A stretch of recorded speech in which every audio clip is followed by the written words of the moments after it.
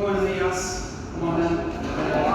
Bueno, yo soy María Josefina Armando, trabaja en el cuidado de niñez, adolescencia, violencia familiar de género y penal juvenil, y ella es secretaria de la parte de penal juvenil. Y le contamos que cuando está bueno secretario y secretaria, tiene una cuestión un quinto muchas veces de cuestión de empleada administrativa, no. Ella es una funcionaria y de muy alto nivel dentro del Poder Judicial. Mi nombre es Andrés Pérez y yo soy tu juez, secretaria secundaria. Así que bueno, bienvenidos. Muchísimas gracias como siempre a Belén y a todo el equipo del cole por la invitación y a ustedes por el interés. La idea un poquito de esta charla es hablar de todo lo nuevo que se viene en la cuestión penal juvenil o penal adolescente. Me gusta hablar un poquito de penal adolescente y no penal juvenil porque cuando hablamos de juvenil hablamos como de cosas de chicos y adolescente tiene un tinte mucho más importante, de una etapa de desarrollo mucho más importante. Así que nos gusta poner las cosas por su nombre, pero vamos a tratar de hablar de la forma más clara y más ordenada y más precisa posible. En cualquier momento, voy a levantar la mano y si no entiendo, lo volvemos a charlar con ustedes. La primera parte de la charla está un poco orientada, guiada, para romper ciertos mitos, porque le contamos que hace poquito tiempo se sancionó una nueva ley penal adolescente que representa una modificación impropia de este tipo de gobierno que estamos presentando en este momento, en el cual su lema actual es delito de adulto, pena de adulto. No importa la edad que se trabaja. Esta ley es consecuencia de todo ese tipo de procedimientos que estamos necesitando ahora en el mundo político. Y la pregunta que nos gusta hacernos es: ¿por qué pasa esto? ¿Cómo pasó esto? ¿Por qué llegamos a esta situación? En la cual hay un cambio muy importante. Es muy importante. El cambio de libertad a las personas que cometen delitos. La segunda cuestión es el tema de superpoblación. Ahí lo tapa, la elimina. Pero del 100% de capacidad que tienen las cárceles a nivel nacional, hoy transitamos un 142%. Es decir, hay un 40% a nivel nacional de personas privadas de la libertad. Eso genera un primer problema. El hacinamiento.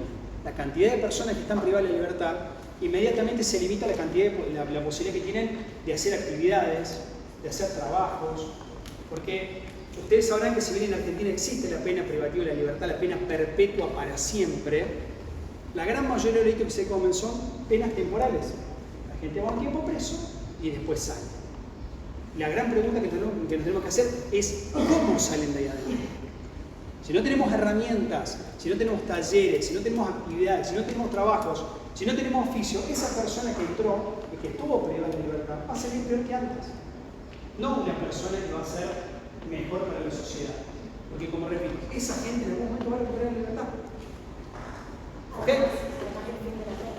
Totalmente. El fin de la pena, como bien dice Josefina, en nuestro régimen de ejecución penal dice que es para resocializar, para reintegrar, para que las personas el día de mañana sean mejores personas y fundamentalmente que no vuelvan a cometer nuevos delitos. Lo que se conoce como la reincidencia, que no vuelvan a reincidir. Acá tenemos a nivel solamente el servicio penitenciario, tiene a nivel federal, tiene también superpoblación. A nivel nacional todo, federal también. Nosotros tenemos dos regímenes, provinciales y federales. Las cárceles federales, que son las que cometen delitos más importantes, como por ejemplo el narcotráfico, también tienen superpoblación. Sí, superpoblación a nivel nacional y también los delitos de carácter federal. Entrando específicamente a lo penal juvenil, los delitos que cometen las personas que tienen menos de 18 años, como cualquiera de ustedes. Fíjense la incidencia que tiene a nivel nacional. Solamente el 3,3% del total. Acá tenemos la primera pregunta.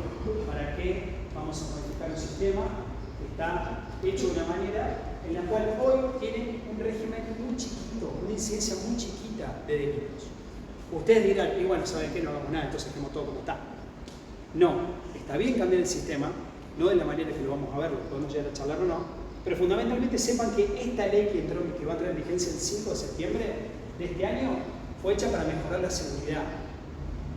Así dice, para que haya más seguridad, para que haya mejor calidad de vida y demás. Sepan que la incidencia que tienen los delitos hoy es el 3%. Nuestra calidad de vida y nuestra seguridad va a mejorar en porcentaje a eso también. Muy poquito. El rojo, nuestra ley tiene hoy un sistema en el cual se habla de punibles y de no punibles. Los delitos punibles los cometen las personas que tienen entre 16 y 18 años. Hoy con la ley cambió, que se lo vamos a explicar. Y para abajo son no punibles, es decir, menos de 16 años. Fíjense la incidencia. En azul, los punibles. En rojo, los no punibles. La incidencia que tienen los delitos no punibles, motivo por el cual se modificó la ley, también tiene un porcentaje menor. ¿Ok? Incidencia mucho menor. Países de Latinoamérica en la cual se ha bajado la edad de punibilidad, como acaba de pasar en Argentina. Que se baje la edad de punibilidad no significa que se cometan menos delitos. Al contrario, se cometen más. Fíjense el caso de Ecuador. Tiene lo que es la edad penal juvenil en 12 años. Es lo más chico, lo más bajo que tenemos en toda América Latina. Sin embargo, los homicidios son 45 cada 100.000 personas. Argentina, que tiene 16, solamente el 4.2. ¿Por qué pasa esto? Cuando se priva la libertad de los chicos, así como sucede con los adultos, como el régimen está colapsado, lo que se aprende adentro de la cárcel es algo completamente perjudicial para ellos. Por eso es que nos gusta decir que lo que se hace en una cárcel superpoblada, sin recursos, sin servicios, sin políticas públicas para reinserción, lo que logramos es un posgrado de delincuencia. Estigmatizamos, logramos una persona que está privada de la libertad, no aprende nada y sale con un posgrado en delincuencia. Adquiere todos los hábitos, forma parte del gueto, como se lo conoce, de la cárcel. ¿Alguna vez visitó la cárcel? ¿No? La cárcel. ¿No se escucha bien allá? Si visitaste una cárcel, ¿la conoces? No. ¿Nadie la visitó? La policía tampoco, ninguno estuvo en alguna nochecita de esas. Un par de horitas ahí en el calabozo. ¿De acá? ¿No? Yo no estuve en el calabozo. En el calabozo no estuve. ¿Nunca visitaron eso? No. No. Una vez más que decir que no y no te creo. Una vez más. Bueno, chicos, es horrible. Horrible. Nosotros tenemos la posibilidad de visitar nuestro trabajo permanente, nuestra visita de cárcel, a las personas menores de edad, se las priva de la libertad y se las envía a un lugar que se llama Complejo Esperanza. Complejo Esperanza de Córdoba, en camino 60 cuadras, antes de Bower. Ir en verano, ir en invierno, ir en otoño, ir en primavera, es igual de triste. Horrible. Y eso que el Complejo Esperanza al lado de Bower es Disneylandia. Horrible. ¿Ok? Todo lo que se aprende adentro, lamentablemente, no es algo que va a ayudar para el día de mañana. Entonces, nosotros entendemos y no estamos completamente en contra de la privación de la libertad. No es que toda la cárcel esté mal, pero sí hay que reducirla a su mínima expresión. Solamente en los casos que sea absolutamente 3 veces necesario. Si no es necesario diseñar una alternativa que no sea la privación de la libertad, ese es el camino que hay que tomar. ¿Ok? Sí, eso, no es una opinión personal, más allá de que la compartimos, es algo que los estados se han puesto de acuerdo a través de las convenciones internacionales que nuestro país ratificó, la Convención de los Derechos del Niño, las reglas de Beijing, todas las leyes que a nivel internacional se han firmado y acordado entre los países tienen que ver con esto, con la utilización de la privación de la libertad, la cárcel, llamémosle, como mínima expresión por las consecuencias súper negativas que tiene el encierro en personas que están en pleno desarrollo formativo como están ustedes, como son todos los menores de edad antes de los 18 años. Y otra cosa también muy importante es que se trabaja o hay que trabajar no solamente con el chico que está encerrado, en el caso de que sea extremadamente necesario que esté en un centro de detención, pero también es necesario que haya políticas de intervención en el afuera, con su familia, con su medio social. Si esto falla, si esto no está, por más que adentro, en el mejor de los casos, el chico pueda tener recursos que afuera no tuvo, como por ejemplo educación, porque muchas veces los chicos que ingresan a los centros penitenciarios no tienen educación, no saben leer y escribir. Tenemos chicos de más de 16 años que no saben leer y escribir en la Argentina de hoy. O pueden recibir asistencia psicológica o tratamiento de adicciones. Cuando salen, porque las penas son temporales, como dijo el doctor, cuando salen a su medio y no tienen contención, vuelven a recaer en lo mismo. Entonces, es trabajar sobre la mínima intervención de encierro y la máxima intervención exterior. Que eso es lo que hoy en la Argentina no está del todo tan bien y por eso cambiar la ley, como se cambió, no va a generar demasiada incidencia si no viene acompañado de políticas públicas. Totalmente. Y las políticas públicas salen plata, chicos. Salen plata. Eso que la Josefina tiene un costo. Para que ustedes tengan en cuenta, la ley que vamos a analizar ahora tiene un presupuesto de 23.000 millones de pesos. Parece un montonazo, ¿no? Bueno, no es nada. Córdoba construyó en los últimos 3 años 3 cárceles. O sea, se están construyendo 3 cárceles al mismo tiempo. La que se va a construir en el Complejo Esperanza, que va a ser una nueva, que se va a llamar Campus Papa Francisco, ya solo sale 50.000 millones de pesos. El presupuesto de esta ley para todo el país son 23, ni siquiera la mitad. Nada, o sea, una ley que presupuestariamente ya arranca prácticamente muerta, porque no va a alcanzar para todas las provincias un presupuesto tan chico. 23.000 millones de pesos parece una tonelada de plata y lo es, pero para cuestiones de recursos y infraestructura es prácticamente nada. ¿Ok? Esa es la influencia que tiene a nivel general, no aquellas personas que cometen delitos públicamente, sino aquellos que alguna vez tuvieron el sistema penal público. El 0,045%. Nada.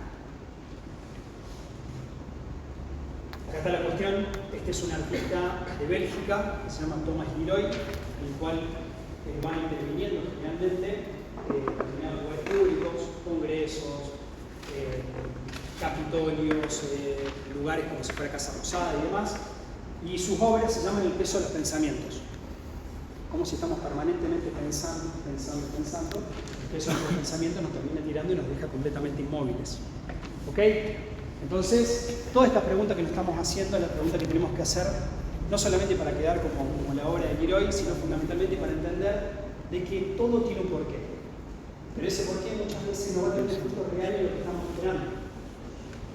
Creamos que un cambio que es necesario porque pasaron 45 años, bueno, sí, es una ley de la dictadura, como le dicen. Bueno, sí, una ley que surgió durante la etapa de la dictadura, la época más oscura de la historia argentina. Sí, es cierto, pero hay que entender todo esto. Es una ley de 45 años que se viene actualizando permanentemente por tratados internacionales. El DIRE nos contaba que en economía, ustedes son de la parte de economía, tiene una materia que es derecho, o no la tienen, que la da Gaby, Peña. Bueno, él habrá contado lo que son el tema de la pirámide jurídica, cómo funciona. ¿O no? Todavía no. Una clase, bueno, cortito, lo voy a explicar mejor. En nuestro país tenemos una pirámide jurídica que se llama una pirámide, en todo el mundo se llama la pirámide de Kelsen, un doctrinario alemán, en el cual, ¿qué pasa? Arriba de la pirámide, en la punta, siempre está la Constitución Nacional. Y después de abajo, todas las leyes provinciales, municipales y nacionales tienen que ser conforme a la Constitución. En el 94, Argentina incorporó un montón de tratados internacionales, entre los cuales está la Convención de los Derechos Libres. Todo tiene que hacerse conforme a eso. Cualquier cosa que va en contra, cualquier ley nacional, provincial o municipal, que va en contra de la Constitución o los tratados internacionales, es inconvencional. Es decir, que no cumple con las convenciones internacionales. Nuestra ley, que es de la época de la dictadura, fue siempre interpretado, se trata de interpretar en forma convencional. Con lo cual la Argentina, si bien tiene una ley que es vieja, estaba actualizada, sumamente actualizada. Había que cambiarlo, lo discutimos, sí, no, pero no seguimos aplicando la ley de la dictadura como permanentemente se dice en los ámbitos políticos. No, esta es una ley de la dictadura, hay que borrarla por eso. Mentira, no es necesario. Se actualizó, se cambió. Hagamos una nueva, mejorando la anterior. Se hizo un sistema completamente diferente. ¿Ok? Y para muchos consideramos que es completamente regresivo y perjudicial para todas las personas que están en el sistema y las que van a entrar el día de mañana. Primer cambio que tenemos. Se baja la edad de punibilidad. Hoy tenemos un régimen en el cual se puede aplicar una pena privativa de la libertad a aquellas personas que tienen 16 a 18 años. ¿Ok? Ahora se bajó. Ahora es de 14 a 18. Se bajó 2 años. ¿Ok?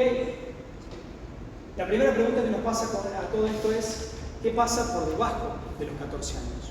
Que es la misma pregunta que nos hacemos hoy diciendo qué pasa por debajo de los 16. ¿Qué pasa? ¿Ok? Nada. No, que salen los de 14, 15 a cumplir, digamos, o sea, las familias que están va a seguir pasando ahora más o menos de 13, 12, 11. Después van a ser los bebés, después de mañana los menos 5, los menos 4, entonces una cosa no acaba. Entonces, esa cosa que está diciendo que está muy bien, ese análisis, lleva a que probablemente la solución no sea pensar tanto en los chicos, sino en las personas que mandan a los chicos a delinquir. Esa es la primera cosa. La educación, el acompañamiento, todo eso templo. ¿Qué va a pasar en Córdoba? Nosotros tenemos una ley, que ya la vamos a comentar con Josefina, que es una ley provincial también, que nos da lo que es el procedimiento. Todo tipo de ley que ustedes se imaginan, como por ejemplo el Código Civil, en la cual dice cuando hay un accidente de tránsito, el responsable que tiene el que venía por la derecha, el que venía por la izquierda, choque de atrás a otro, todo eso es decir, che, ¿quién tiene que pagar una cosa al otro? ¿Qué hay que pagar? Y se rompe el auto, el paragolpe, eventualmente la puerta, cuánto pierde el auto el valor, todo eso se paga, está monetizado. Ahora, ¿cómo se cobra todo eso? Hay un procedimiento. ¿Ok? Nosotros tenemos una ley de ese tipo que nos dice, cuando un menor de edad comete un delito, este es el camino que hay que seguir para aplicarle la pena, para acompañarlo para seguir. ¿Ok? Córdoba tiene una ley que habla de los no punibles, es decir, aquellas personas que tienen menos de 16 años. ¿Qué va a pasar ahora? ¿Por qué va a pasar ahora? Porque lo que nos dice la ley, más allá de las discusiones que se están dando y que hemos tenido con José antes de venir a esta charla, la ley dice que se aplica de 14 para arriba. De 14 para abajo, ¿qué va a pasar? Esta cuestión que está diciendo de que pasa con los chicos de 14, 13 y 12 que cometen delitos. ¿Que saben qué? Los cometen también. Los cometen. Entonces, ¿qué pasa con esos chicos? Algunos creemos que la nueva ley lo único que dice es hay que avisar a la UDER directamente, que es parte de la Secretaría de Niñez, Adolescencia y Familia, un organismo administrativo no judicial, y que se ocupen ellos. La justicia, sí. Entonces ahí volvemos a la primera pregunta. ¿Realmente delito de adulto, pena de adulto? No. Acá tenemos una cuestión que se corta, que se rompe. La segunda pregunta que nos hacemos, ¿qué respuesta le damos a la víctima? Si no hay una investigación, si no hay una determinación de responsabilidad, no de culpabilidad, de responsabilidad, en el sentido de decir que esta persona cometió el delito, pasó esto, hemos tenido, y a lo mejor habrán estado al tanto, vamos a complementar un poco lo de 800. Habrán estado al tanto que el año pasado hubo un homicidio de un chico de 15 años a otro chico de 15 años. ¿Ok? ¿Se acuerdan? Sí.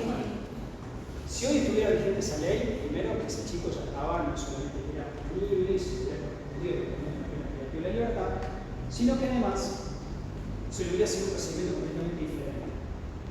Hoy con esta ley, suponiendo que este chico hubiera tenido 13 o 14 años, no podemos hacer nada más allá de llamar al organismo de protección de derechos, que se llama UDER, y decirle, ocupa ese testigo para que sea reeducado, que sea reacompañado, para que vuelva a cometer delito de justicia, sí. Los familiares de la víctima no hubieran tenido la respuesta de cómo fue que pasó lo que pasó. También se le hubiera eventualmente perjudicado a él, porque él no hubiera tenido nunca la posibilidad de saber qué fue lo que realmente pasó. Un procedimiento que permita determinar dos cosas fundamentales. Ese hecho por el cual el pibe está acusado, ¿lo cometió? ¿Existió? Número uno. ¿Pudo no haber existido? Sí existió. ¿Lo cometió él o lo cometió otra persona? En el lugar donde pasó había por lo menos 3 personas. Él con un amigo y el papá de la víctima. ¿Quién cometió el delito? ¿Alguno de ustedes estaba en ese día? Pues yo no estaba. Ustedes tranquilamente pueden entrar acá así, encontrar una persona muerta en el piso, está justo en el lado, arrodillado al lado. ¿Y quién lo mató? Y bueno, está al lado. Bueno, pero ¿qué sabemos qué fue lo que pasó? Se lo estaba tratando de ayudar y se llegó después y ya estaba muerto. Todo eso hay que determinarlo. Hay situaciones en las cuales está clarísimo, hay situaciones en las cuales no está clarísimo. ¿Ok? Todo eso, hoy con la nueva ley, en principio desaparece. No se investiga más ni se lleva a una certeza sobre qué fue efectivamente lo que pasó de aquella persona que tiene menos de 14 años. ¿Qué pasa con la familia de la víctima? O con la víctima en sí misma. Nada. Segunda cuestión es, ¿cuál es la finalidad de la ley? Sigue siendo la misma, que siempre fue responsabilidad. Y acá estamos con la primera diferencia entre responsabilidad y culpabilidad. Ustedes, para aquellas personas que somos papá y mamá, siempre permanentemente estamos con ese fuego.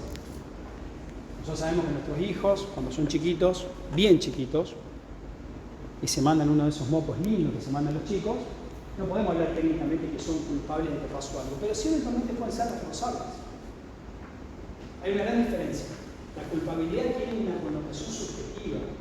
Quiso hacer ese daño, fue descuidado, pero no podemos hablar de eso de un chico de 5, 6, 7, 10 años. Ahora, el daño está.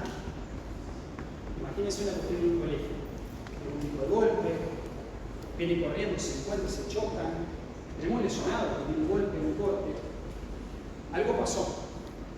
La idea de todo esto es que haya un sentido de responsabilidad. Es decir, que a la persona que está declarada responsable de cometer un delito, el chico le caiga la ficha. Le caiga la ficha, porque a lo mejor hasta ese momento él no tiene una noción de todo lo que pasó. O cree que su accionar, lo que hizo, está justificado. Imagínense si a todo eso le metemos papá y mamá o amigos que me dicen, no, está bien, lo mataste bien matado, chico. Lo mataste bien matado. Ayudar a colaborar en todo eso para que él entienda que lo que hizo no tiene que hacerse. No solamente porque perjudicó a otra persona, también se está perjudicando a él. Fomentar el sentido de responsabilidad. Trabajar en la educación. Valores, principios. Por eso, como bien dijo Josefina, no hemos encontrado casos de chicos en el juzgado en el cual no tienen que ser reeducados o resocializados. Hay que directamente educarlos, pero tiene que las personas especializadas hacerlo, educarlos y socializarlos. No tienen incorporados distintas formas de respetar la libertad de las otras personas. No saben leer ni escribir. Todo ese trabajo para lograr que el día de mañana, cuando toque ese chico volver a la sociedad, esté o no privada de la libertad, lo sea de la mejor manera posible, siempre con el mismo objetivo, que no vuelva a cometer delitos. Que se le restauren sus derechos. La educación, como ustedes sabrán, es un derecho. Es una obligación también, pero es un derecho. Y lo último, que se ha puesto también, que lo remarcamos como dijo José en la etapa previa, superar el riesgo y la conflictiva social. Cuando un menor de edad comete un delito es una bomba. Siempre tiene un plus de importancia. Siempre tiene algo más que lleva a decir que es más grave que cualquier delito que cometa un mayor. San Francisco, lamentablemente, es una ciudad en la cual generalmente hay casos bomba, casos que tienen repercusión nacional, de adultos y de menores de edad. Tiene esa cuestión. Fundamentalmente de personas que no se esperan nunca de que vayan a pasar, pero hay que pasar. ¡Pum! ¡Bomba! Con los chicos siempre un plus. Hay una esperanza, los chicos son el futuro, los chicos son el futuro. ¿Cómo va a cometer un delito un chico de 15 años? ¿Cómo puede ser? Entonces, esta idea de superar el riesgo y la conflictiva social ayuda al trabajo también, no solamente del chico, de su familia, de su grupo de pertenencia, sino de la sociedad toda. Y ahí entramos en un concepto fundamental, que siempre tiene que estar, y que se llama prácticas restaurativas. La práctica restaurativa es lo que está de moda, lo que viene funcionando y lo que mejor resultado da. Ya vamos a charlar y vamos a entender qué es. Pero es la forma de la salida, no la privación de la libertad, no el proceso penal. Prácticas restaurativas. ¿Qué es lo que ha cambiado en relación al procedimiento o lo que era la ley? ¿Cómo vamos hasta ahí, perdón? ¿Bien? ¿Algunos temas que estaban presentes antes? La única particularidad, se habla ahora de una modificación, que básicamente es un reto, que tiene un nivel de detalle que enseñan a los profes, a nosotros, cómo retar a los chicos. Tiene algo bastante novedoso. Tenemos también la prohibición de contacto, es decir, el impedimento de contacto eventualmente con la víctima, para agarrar y para manejar vehículos. La prohibición de ingresar a recitales, a shows, clubes, también. Son todas formas de limitar la libertad. ¿Okay? Hasta, por supuesto, que si vamos a la más gravosa, es la privación de la libertad para la cárcel. Pero mientras tanto, como juzgado, tenemos un montón de herramientas para ir limitando el arte de chico de la libertad. ¿Con quién hablar? ¿Con quién no hablar? ¿Quién seguir en redes sociales? ¿Quién no seguir? ¿Cómo trabajar con todo esto? ¿Qué lugares pueden ir? No pueden salir del país tampoco. Todas esas cuestiones. ¿Ok? Y después, por supuesto, que tenemos, esas son todas medidas no privativas de la libertad. La medida privativa de la libertad, lógicamente, que se va a dar en el marco de un lugar que la ley establece de tres formas. Número 1, centro especializado. Número 2, una institución que se llama el medio camino, para aquellas personas que suelen tener, por ejemplo, problemas de adicciones. Una granja, una facilidad. ¿Ok? ¿Ok? Cosa que acá tenemos una sola entonces. Número 3, cárcel de adultos en lugar separado. Esas son las consecuencias de las situaciones que pueden tener privativa de la libertad de los chicos. Tema importante también, con la ley anterior, con la ley que está vigente hasta el 5 de septiembre de este año, la ley tiene 3 particularidades que son propias del sistema penal juvenil, que se lo conoce fundamentalmente como la especialidad penal juvenil. El régimen penal juvenil es especial, es diferente al de adultos. 3 cosas fundamentales. Número 1, lo que se conoce como la cesura del juicio, es decir, un periodo de prueba entre la declaración de la responsabilidad y la imposición de la pena. Si ese periodo de prueba en el medio es satisfactorio, es positivo, el chico o la chica menor de edad puede no recibir una pena privativa de la libertad. Si el resultado no es satisfactorio, puede recibir una pena privativa de la libertad. Primera cuestión, ¿qué es lo que se valora como satisfactorio o no satisfactorio? Cumplimiento de las obligaciones que el juzgado y demás ente administrativo le pone. Che, ¿se acercó la víctima o no se acercó? ¿Cometió todo delito o no cometió todo delito? ¿Fue al colegio? ¿Practicó deporte? ¿Sí o no? Se va valorando todo eso. Si el resultado es satisfactorio, no perfecto. Satisfactorio, no se le impone pena. Si el resultado no es satisfactorio, una pena privativa de la libertad. Primera cuestión, cesura del juicio. Segundo, esa pena privativa de la libertad, por la ley, tiene que ser menor a la de un adulto. Pena diferencial. Con esta nueva ley no existe más nada de todo eso. Se elimina la cesura del juicio y no hay más pena en escala de tentativa, es pena reducida. No hay más. Acá sí tenemos un caso en el cual delito de adulto, pena de adulto. ¿Qué es lo que no hace la ley? Nos dice que los delitos que son chiquitos, que los conocemos judicialmente, jurídicamente como insignificantes o de bagatela, imagínense una amenaza, que puede llegar a sonar fuerte, pero la pena significa algún hurto, asegurar que lo saco sin violencia. Un daño, romper eventualmente una ventana, un vidrio, algún lugar, algún boliche, algo de eso, listo. La pena es baja. En consecuencia, lo que nos dice la ley, como un delito de una pena de hasta 3 años, el juez tiene que reemplazar la prisión por alguna medida no privativa de la libertad. Como les dije, un impedimento de contacto, no puede salir del país, no puede entrar a determinados espectáculos deportivos, se le saca la licencia de conducir, algo muy utilizado cuando el delito que se comete está vinculado con manejar una moto. Si yo choco a alguien, le saco el carnet de conducir. ¿Ok? Trabajos comunitarios. Trabajos comunitarios. Por eso tienen mayor incidencia. Está muy bueno, sí. Está muy bueno. También una medida no privativa de la libertad, un trabajo comunitario. Un merendero, lo utilizamos muchísimo. Eventualmente tenemos distintos convenios con instituciones para poder trabajar. La iglesia es una de ellas, Cáritas es la otra. Trabajamos trabajo comunitario. Acá dice que cuando el delito es de hasta 3 años, sí o sí el juez tiene que reemplazar por una medida no privativa de la libertad.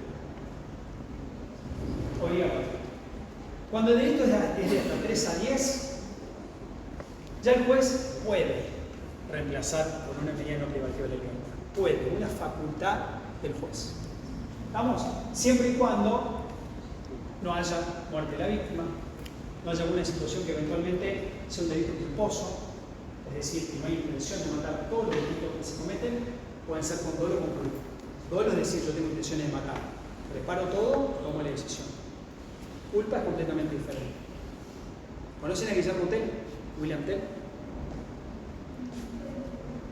Arquero no de fútbol, arquero que tira con un arco y una flecha. Famoso porque nunca falla. Pone a la gente, le pone manzana en la cabeza, siempre. Guillermo Tell un día, baja manzana, un día se pone para el trago, alguna otra sustancia, alguna guerra, prum, mata a una persona. ¿Es la misma situación que antes? ¿Es lo mismo que sea Guillermo Tell que sea Andrés Peretti? No. Guillermo Tell es un especialista preparado para eso. Está preparado, es diferente la forma de la mata. La sanción va a ser la misma si estoy hablando de situación de hecho. ¿Ok? Esa es la diferencia entre dolo y culpa. Si yo salgo con un arma y apunto a alguien en la cabeza, estoy teniendo intención de matar. Porque si yo el arma la saco, la tengo, es una cuestión diferente. Salir a correr una picada es porque tengo una picada de auto con una persona que usa un semáforo rojo. No me preparado para matar. ¿Ok? Uno tiene intenciones de matar o una representación de que puede matar y el otro no. ¿Ok? Esos son los delitos culposos o negligentes. ¿Vamos? La gran pregunta es de 3 hasta 10 años la cosa, cuyo máximo es de 3 a 10 años. ¿Qué pasa con los demás casos? ¿Qué pasa con los delitos realmente importantes? Cuando hablamos de delitos importantes, imagínense un homicidio calificado por el vínculo. Es decir, acá un hijo mata a su papá o a su mamá. O un chico mata a su novia. Exacto. Calificado por cuestiones de género. ¿Qué pasa con eso? El Código Penal nos dice que es pena perpetua. Perpetua no sale nunca. Aquellas personas así que ustedes no ven cine, no ven nada, no ven pelis, pero eventualmente si vieron el secreto de sus ojos, en un momento le dice, ¿quién las vieron? No la vio nadie, va a ser agua. No la quemamos cuando decimos que una de las frases que le dice, un médico perpetuo. Le dice Pablo Rago, no dice perpetuo, es que no sale más. Argentina tiene pena perpetua. Es el único país de toda Latinoamérica que tiene pena perpetua. Lo que se logra después de los 35 años, o según 50 años, según el tipo de ley que estamos hablando, es la posibilidad de salir. Son salidas. Sí, salidas sí. Argentina tiene un solo caso de una persona a la cual se le privó de todas las libertades. Uno solo, Robledo Pucho. Un solo caso. El resto de las personas... Bueno, el angelito, digamos. El ángel de la muerte. Claro. El único caso. El resto de todos los casos, todos han tenido salidas. No es lo mismo. Porque la salida no es libertad, es con condiciones. Un régimen tiene que firmar, tiene que ir al juzgado, tiene que caminar derechito, trabajar, todo. ¿Ok? Pero en Argentina está la prisión perpetua. ¿Qué pasa con los menores de edad que cometen un delito de ese tipo? La ley mantiene así a nivel convencional, lo dicen tratados internacionales, de que está prohibida la prisión perpetua, al cual el juez le da una hermosa discrecionalidad para poner la pena que se le cante. Porque todo tipo penal, todos los tipos penales, se manejan en base a 2 puntos, un mínimo y un máximo. Por ejemplo, el homicidio, matar a alguien con intención de hacerlo, tiene de 8 a 25 años. El juez en el medio pone una pena de ese tipo. Ahora, cuando la pena es perpetua, no hay margen de regulación. Una cosa es matar a cualquier persona y otra cosa, como dijo José, eventualmente matar a mi pareja. Matar a cualquier persona es de 8 a 25. Matar a mi pareja es perpetua. Los menores de edad no se puede tener perpetua. Entonces, ¿qué es lo que va a hacer el juez en ese caso? Veremos. No está establecido la ley. Cuando las penas superan los 10 años, el juez tiene un montón de herramientas para poder trabajar. Y eso puede ser bueno y puede ser malo. El juez con demasiado poder, o con este poder, puede excederse o puede extralimitarse. Sí. ¿Y por pena tenés establecido tipos de años según el delito que es? ¿O el juez puede decir, yo considero que por tal delito No. puede...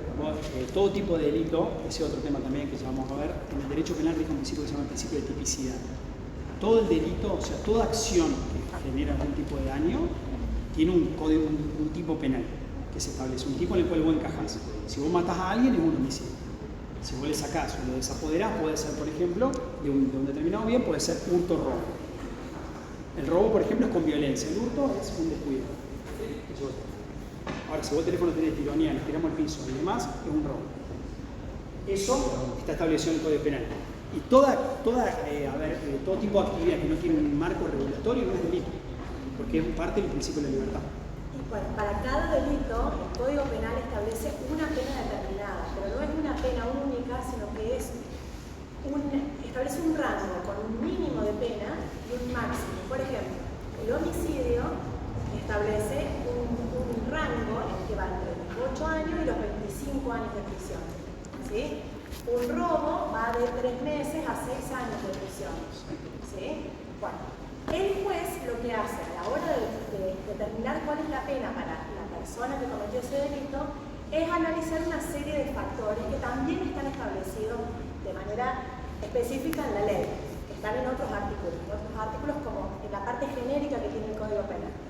Ahí se establece que hay que determinar la edad de la persona, si la mayor o menor educación que recibió, el contexto más o menos vulnerable que pueda tener, si se muestra arrepentido o no se muestra arrepentido. Hay una serie de factores. No es lo mismo en este caso que les explicaba el juez de esta persona que es arquera profesional, no es lo mismo que un arquero profesional tire una flecha y mate a una persona que lo haga yo, cualquier persona común, porque la persona que es profesional en una materia tiene mucha más responsabilidad que otra. Conocimiento. Porque sabe que si lo hace de esta manera, un corredor de auto profesional, Colapinto si sale a correr carreritas en la calle y tiene un accidente de tránsito, su responsabilidad es mucho mayor que la que podría tener yo, porque él es un profesional. La pena que va a recibir está mucho más cerca. Imagínense en este caso, imagínense que sale por una picada, con lo cual es equiparable a un homicidio doloso. Él tenía una representación de que podía matar a alguien porque venía con un auto preparado, corriendo por 25 de mayo, a fondo. Él podía representarse que podía pasar algo, matar a alguien. En ese caso, la pena va a estar mucho más cerca de los 25 que de los 8. Se va a correr del mínimo legal. Una persona más joven que tiene toda una vida por delante va a recibir una pena más baja que la de una persona mayor. Una persona que tiene estudios universitarios va a recibir una pena mayor que una persona que no sabe leer y escribir. Porque esa persona que tiene más educación, más capacitación, que tuvo más posibilidades en la vida, eligió más libremente cometer un delito que la persona que no tiene recursos y tal vez fue a robar porque no tenía que comer. Esos son los parámetros que se manejan. No hay un parámetro fijo, hay un marco de discrecionalidad que no es lo mismo que arbitrariedad. Arbitrariedad es aplico lo que se me ocurre porque se me ocurre, porque me caíste bien o me caíste mal. En cambio, la discrecionalidad es tener en cuenta ciertos factores que están establecidos en la ley, que tienen en cuenta todas estas cuestiones sociales y personales de la persona que vino al proceso que cometió un delito, para decir, bueno, merece más pena o menos pena dentro de este marco legal que se establece. Para los casos de cuando las penas son muy altas, para ese delito que se cometió en el caso de las menores de edad, no se establece esta posibilidad de quitar la pena de prisión por la de una pena alternativa como si el trabajo comunitario, prohibición de determinadas conductas, iría la pena. Pero esa pena no va a ser cualquier pena, sino va a tener un máximo. Después va con esta discrecionalidad, estas cosas que tienen que analizar, las condiciones personales, pero hasta un máximo, aunque la ley establezca la perpetua, va a establecer hasta un máximo de 15 años de prisión. Eso es lo que genera la especialización del régimen penal juvenil. Así que ahí, como le dijimos antes, esta idea o este argumento o esta validación política de delito adulto, pena de adulto, también acá flaquea. Porque la misma ley dice el máximo pueden tener menor de edad sin importar la cantidad de delitos que cometan, ni lo grave que sea el delito penalmente, el máximo 15 años. Bueno, y hay que tener en cuenta este eslogan de mismo delito, misma pena, también es incorrecto cuando hablamos de personas adultas y personas menores de edad. Porque las personas menores de edad están en formación. Ustedes están aprendiendo qué les gusta, aprendiendo cuáles son sus habilidades, están desarrollando su personalidad, que es lo que los va a dejar plantados para el futuro de quiénes son. Hoy ustedes saben quiénes son, están muy cerca de los 18 años, ¿no? Hay gente que le cuesta más y hay gente que le cuesta menos saber quién es, saber qué quiere en la vida, cuáles son sus habilidades y para dónde quiere ir.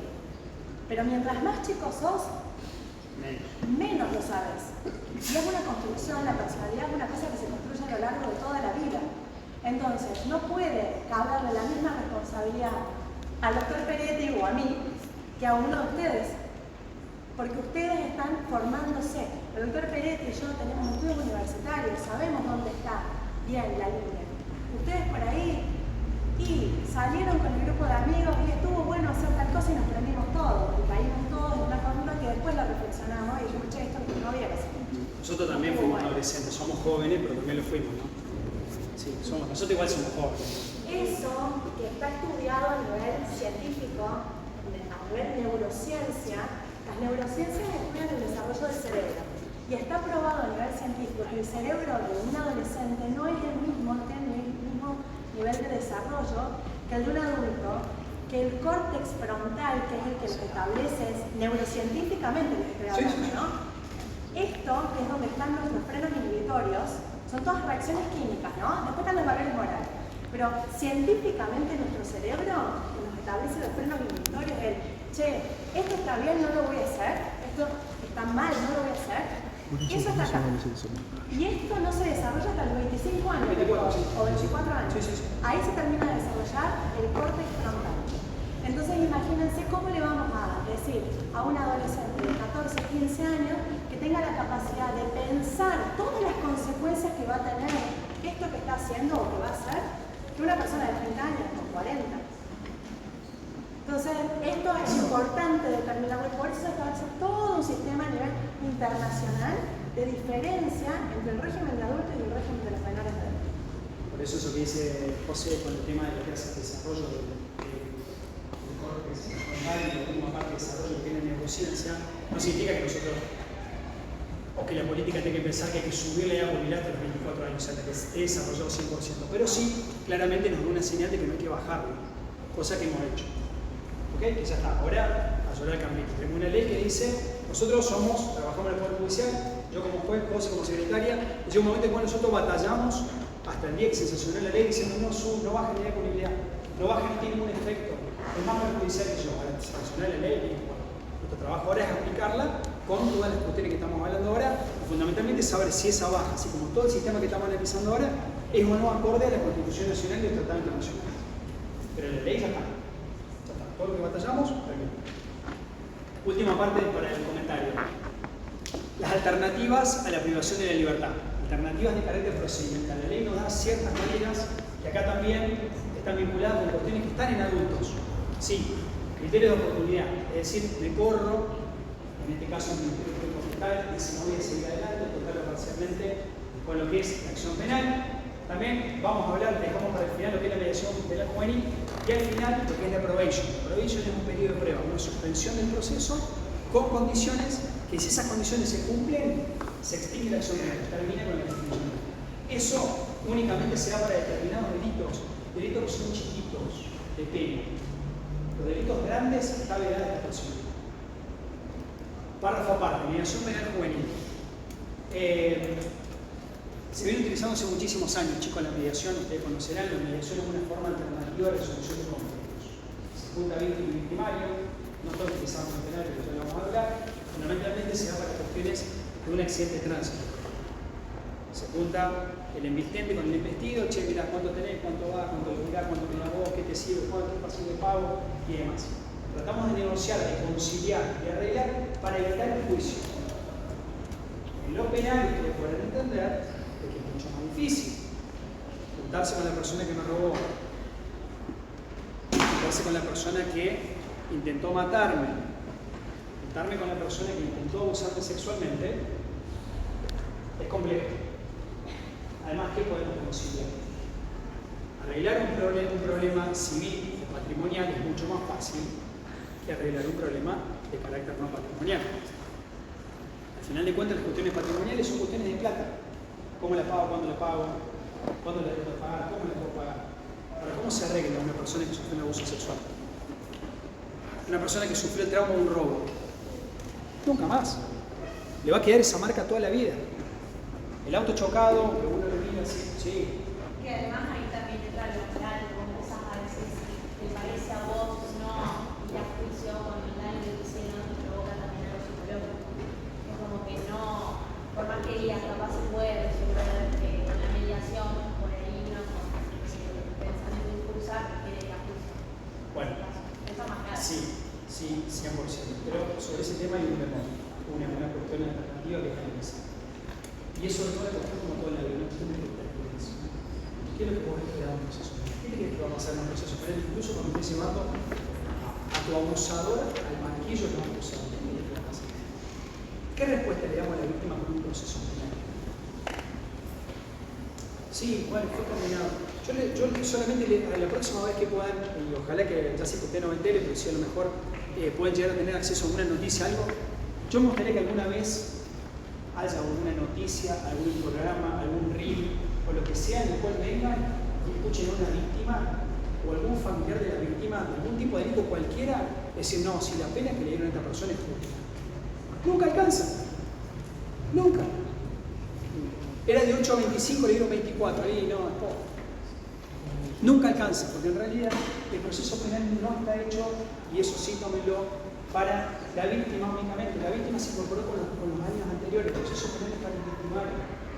La víctima tiene cada vez más participación, sí, es cierto, pero no soluciona, no está en el dolor, no se mete en las cuestiones. Existen, obviamente, la disciplina, trabajamos con psicólogos, con trabajadores sociales, con personas que están dedicadas a la victimología y no solucionan la vida, no la va a solucionar. Entonces, la mediación penal juvenil, pues nos gusta hablar mucho mejor de lo que son prácticas restaurativas, porque la mediación penal juvenil parte de la premisa de que hay acuerdos. Pero hay delitos en los cuales no puede haber acuerdos, no abusos sexuales, por ejemplo. Pero sí puede haber prácticas restaurativas. Nos juntamos a víctimas y a victimarios en el mismo lugar. No nos juntamos. Pero sí tratamos de entender de que la persona que cometió el delito entienda que lo cometió, lo grave que fue, y a la víctima le hacemos entender a lo mejor en un libro muy bueno que se llama Víctimas por la Paz, en la cual termina diciendo que no todas las víctimas son iguales. Nosotros hemos tenido la experiencia que uno más difícil que puede llegar a tener a encontrarse uno, que es la muerte de un hijo. Lo hemos tenido en un juzgado en el cual a lo mejor se acuerdan del año 2022, 2021, no me acuerdo específicamente, cancha de fútbol, agarraron a patadones a un chico, 5 personas, 3 adultos, 2 menores de edad, y mataron a otro en un partido de fútbol. Se cae al piso, patada en la cabeza. De los 5 no se pudo determinar específicamente quién fue el que lo mató, quién le fue el golpe fatal, pero uno de los golpes realmente jodidos es el menor de edad. Los pibes mueren en ese momento. Proceso penal, adelante, declarados responsables los adultos, nos llega a nosotros los menores de edad al momento de hacer el periodo de prueba, avanzamos en ese sentido, día de imposición de pena. Es decir, el día que debe determinar si correspondió o no aplicar una ley a los chicos que habían estado privados de libertad durante mucho tiempo de manera preventiva, que se llama cautelar. Llega el momento, yo les cuento cómo es, alguna vez, ¿usted ha venido alguna vez? Sí. Sí. Bueno, si alguna vez quieren venir. Perfecto. Bueno. Acá nosotros igual bajamos el estrado, tenemos el estrado tan alto como se usa en otro lugar, el estrado acá abajo, acá se sienta el juez, acá está el fiscal, para que se represente, es decir, la persona que acusa. De este lado está la defensa con el chico, los chicos que estaban en este caso siendo investigados y demás. Allá al fondo de una silla, bien allá en el fondo, la mamá del chico fallecido. Cruzadita de brazo, rosa, cruzada así, durante toda la audiencia. Le damos la palabra como corresponde. ¿Tiene algo que decir? Nos miró, se paró y dijo nos miró a los chicos, dijo yo los perdono, sé que eran chicos, sean buenos padres, sean buenos hijos, y yo por mí nada más. Los perdonó. Perdonó a los asesinos de sus hijos. Ese proceso que hizo esa mujer es un proceso de sanación. Se sacó ese mismo día todo el veneno que tenía dentro, con lo cual nunca va a poder vivir de la manera que vivió Rosa. Hay una cosa que tiene que ver con que la víctima pide justicia, pero no siempre lo que busca es justicia, sino busca venganza.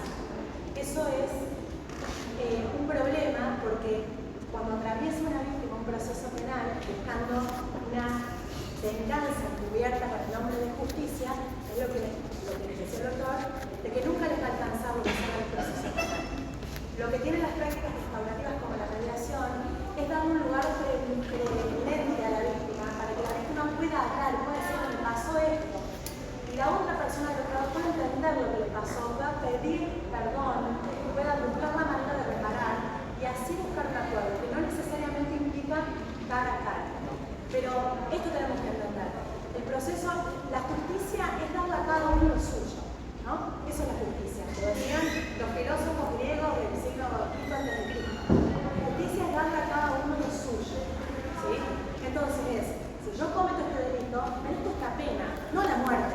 Merezco de 8 a 25, no morirme yo.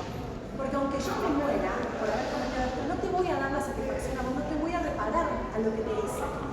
Entonces es tratar de ponernos en un lugar donde, bueno, sobre esto que pasó, ¿cómo construimos una sociedad mejor? ¿Cómo construimos juntos? Y eso es lo que tiene la práctica restaurativa, que el proceso tradicionalmente pensado no lo ofrece hoy y que pasa en muy poquitos casos como este, que fue para nosotros increíble, que esta madre pudo pasar por este proceso y decir, te perdono, a ver, también podría haber sido mi hijo el que hizo esto. No lo vuelvas a hacer, pensá lo que hiciste. Todo el mundo lloraba. Todos. De ese caso incluso, seguramente por una cuestión de experiencia, de exposición y demás, ustedes van a escuchar del fiscal Alberiones, de Bernardo. Bernardo durante mucho tiempo, que con 40 años fue fiscal, trabajó, y él dijo en una nota cuando se jubiló que había sido el caso más importante que había tenido. O sea, el más importante y lo emocionante y lo satisfactorio de todos sus años en la justicia. Un reconocido fiscal a nivel nacional que haya dicho que lo que más le había llamado la atención es el proceso. Bueno, esto pasa.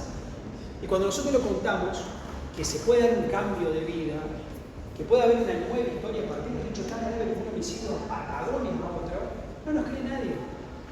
Dicen, no, bueno, usted. Tuvimos muchos casos, porque también tuvimos un caso muy grave de abuso sexual, chicos, donde la víctima lo que quería era que el autor del hecho, ¿sí?, no lo cometiera nunca más, que pensara el daño que le había cometido y que no lo hiciera nunca más.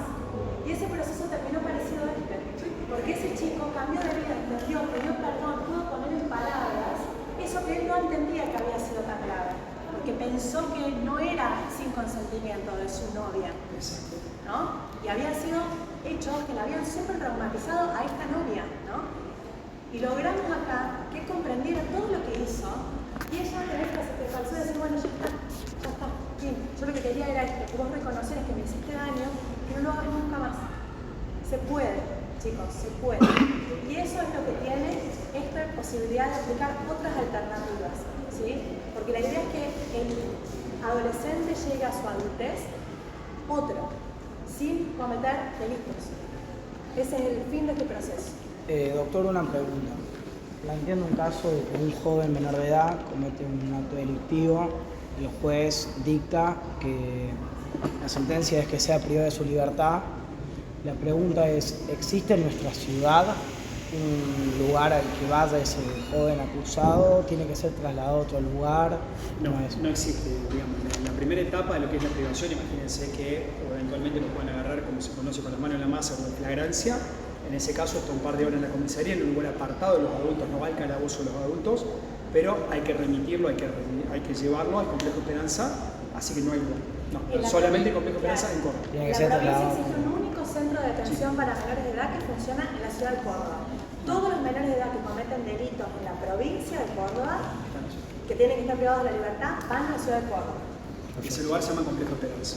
Camino Bower, o sea, camino 60 cuadras, kilómetro 14,5, Bower está un poquito más adelante. Y está dentro. Perfecto. Pero no. Y volviendo al caso que se dio el año pasado de un asesinato de un chico de 15 años a otro chico de 15 años.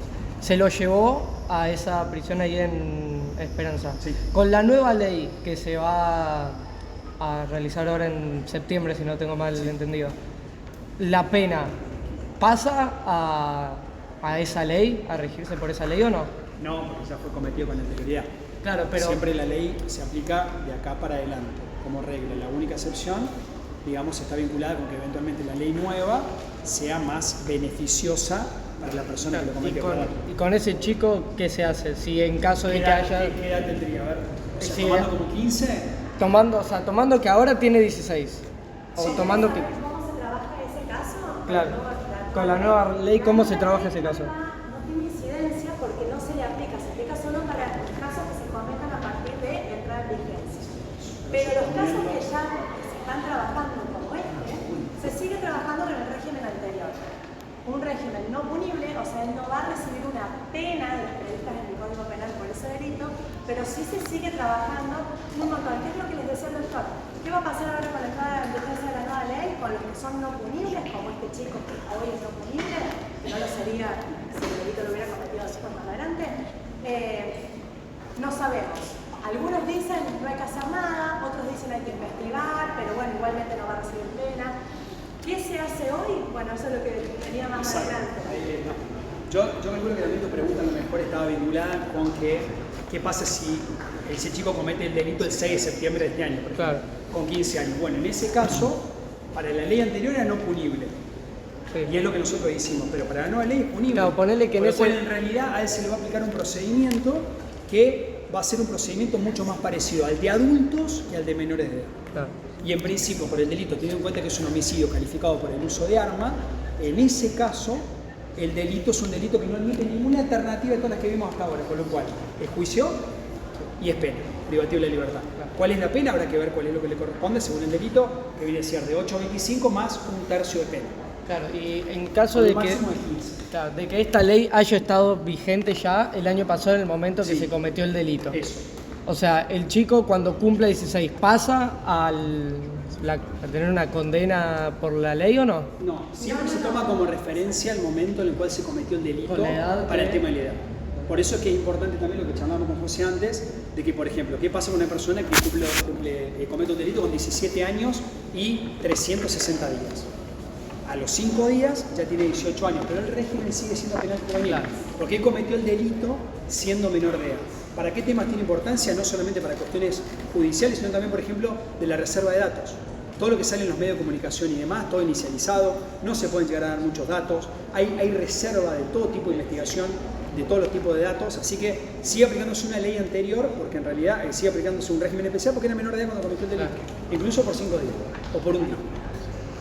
Se aplica ley. Claro. El Estado que, volviendo un poco que hablaron de programas de reinserción a la sociedad, ¿cuáles son algunos de estos programas que plantea el Estado con los jóvenes? ¿Querés contarle vos? Vos sos la que estás con el...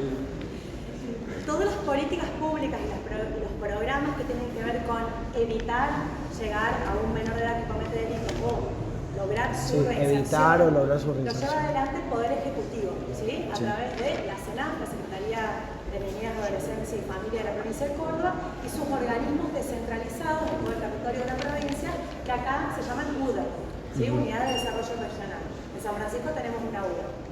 que funciona donde está la Casa de Córdoba. Acá, ¿Dónde digo, estaba la Salvador, carecita? ¿Se acuerdan? Sí, enfrente, el edificio que está enfrente, el edificio Así que es muy multicolor. Cuarto piso.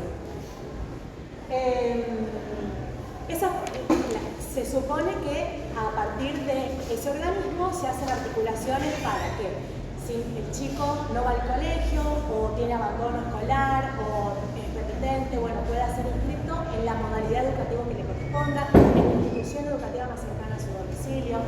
Les hacen un seguimiento para justamente acompañarlos, decirles, che, bueno, vamos al colegio, tiene un problema de adicción, Adicciones. articulamos Sí. el tratamiento por adicciones, acompañamos a la familia, ayudamos con recursos económicos a estas familias que no pueden cubrir determinados gastos, se acompaña psicológicamente a las familias para ayudarlos en su rol de guías para los hijos adolescentes.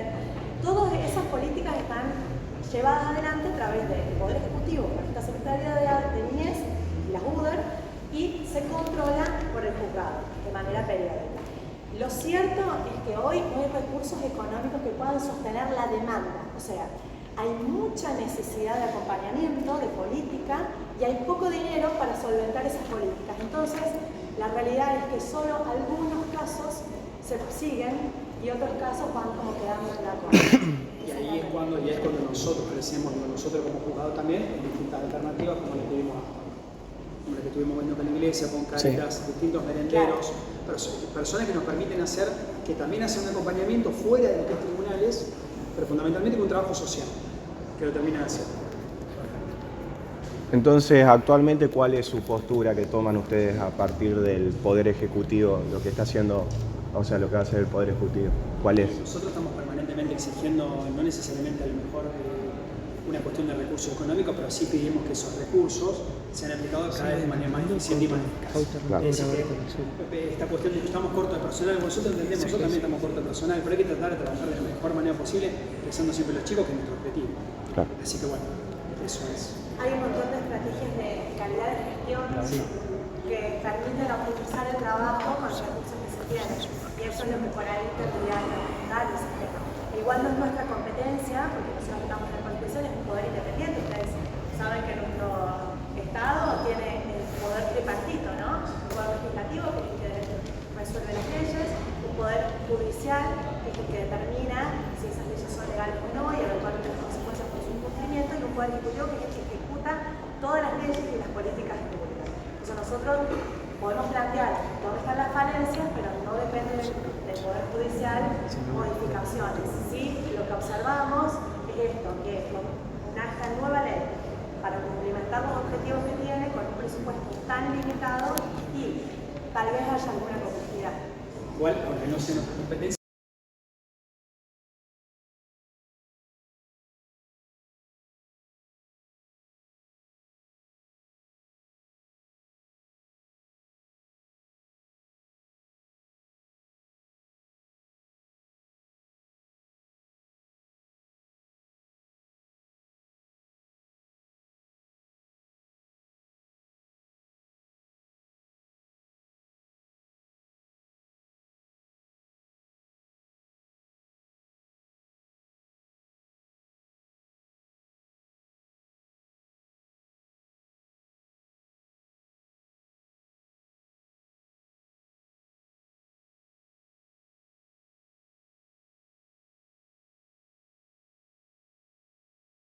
para tratar de gestionar este tipo de alternativas. Las gestiones con carta, actualmente los distintos merenderos y demás trabajos son todas gestiones privadas. O sea, no son cuestiones que vienen del Poder Ejecutivo, no. Nosotros también dentro del lado tratamos para Tengo otra pregunta. Desde su experiencia trabajando con los jóvenes, medianamente, ¿qué piensan en relación a las adicciones y cómo repercute esto en las conductas delictivas? La influencia de las adicciones no solamente se da en menor de edad.